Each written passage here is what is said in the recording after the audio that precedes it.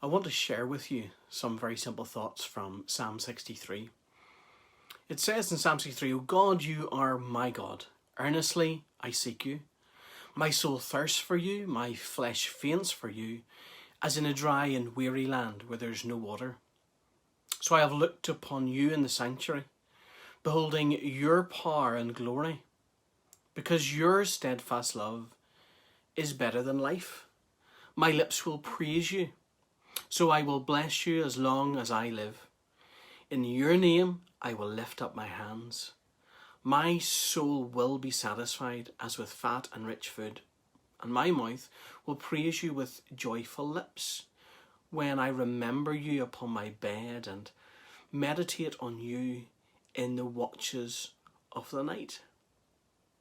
For you have been my help, and in the shadow of your wings I will sing for joy.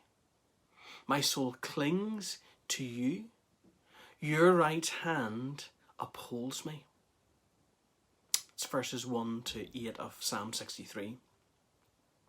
We're living today in very different days in terms of the new normal, as the overused phrase is.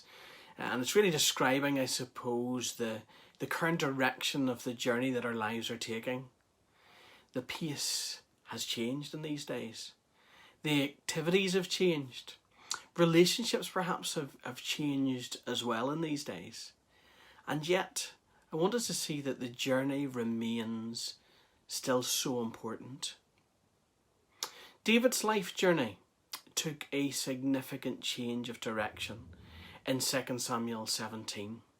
It was his very own son Absalom who was seeking to hunt David down.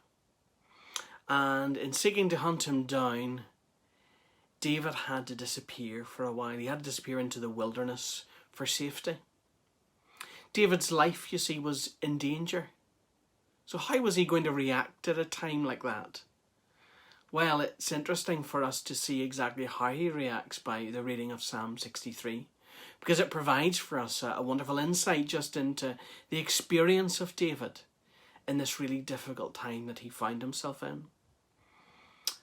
Being away from Jerusalem and out in the wilderness of Judah, it wouldn't have been the most pleasant experience for him.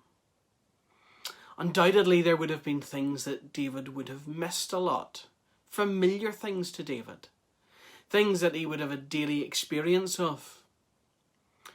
But most of all, I think we want to see here in this passage that actually David missed God's house. And so there is in this song of lament, we see David declaring that God, the Creator God, the Elohim, that is the God who is his God. This is the one who his soul searches for earnestly. He uses the picture of a thirsty and hungry individual in the wilderness to indicate that the strength of desire that he had for God. I suppose that poses some questions to us in this, perhaps you could call, wilderness experience that we're finding ourselves in. What am I thirsting for? Maybe it's the social interaction again. Maybe it's that missed business deal you're wanting to make. Maybe it's that wanting to return to the normal routines again.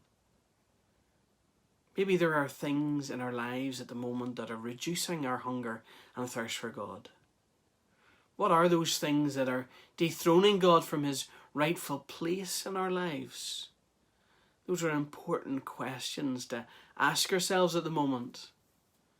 You'll see that David's focus at the time that he's in is on the power and the glory of God. He knew that the sanctuary wasn't just a place, but it was a concept that could be entered into by faith. He knew he had the power and presence of God. He had previously refused to take that ark that had been brought out to him, that symbol of God's presence with him. He wasn't going to take that out into the wilderness in his time of exile. You see, there was a threat that was hanging over David's life. His life was in danger. And yet, that's not what he's taken up with. He here in this passage is taken up with the steadfast love of God. He is centered on the love and grace of God. He from experience knows the steadfast love of God. He knows that that love is better than life because his focus goes beyond this life, this temporal life. David's focus goes on the life, out to that life that is to come. And so it's for that reason that David lifts up his voice in praise to his God. Indeed, he blesses God in the midst of his wilderness. David's heart is submissive to God. It's submissive to God's plan. And so we see that he lifts up his hands. Raises the question, is my heart submissive to God's will for my life? You see, this idea of being surrendered for David was him seeking after God. His embrace of the love of God. His singing of praise to God. And because of that, that brought a deep satisfaction to the heart of David. In fact, that satisfaction was so real for him that for him, he didn't have enough hours in the day to think upon it. And so actually, we see this wonderful thought that he spends the hours of the evening time, the darkness hours, those times when it's known as the watches of the night. Those are the times when he spends time meditating upon his God. It's interesting, of course, that those would usually be the hours when you would spend the time worrying, thinking over the fears, those things that would attack our faith and our trust in our God. And yet David's spending those hours meditating upon his God. David has experienced the keeping part of God.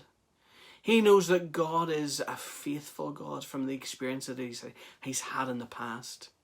He feels like that young bird that is enjoying the security, the comfort, the warmth of its mother's wings.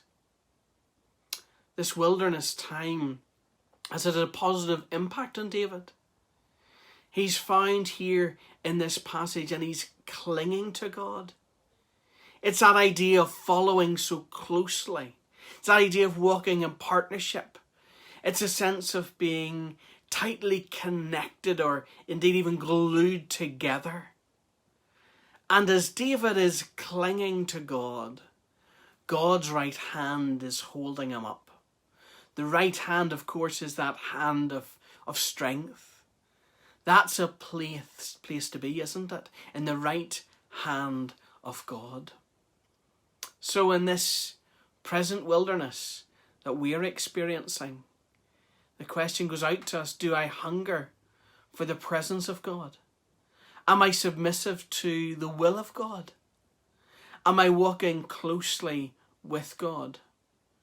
Am I experiencing the power and the protection of God? May we be like David, remembering that this journey at this time is so very important.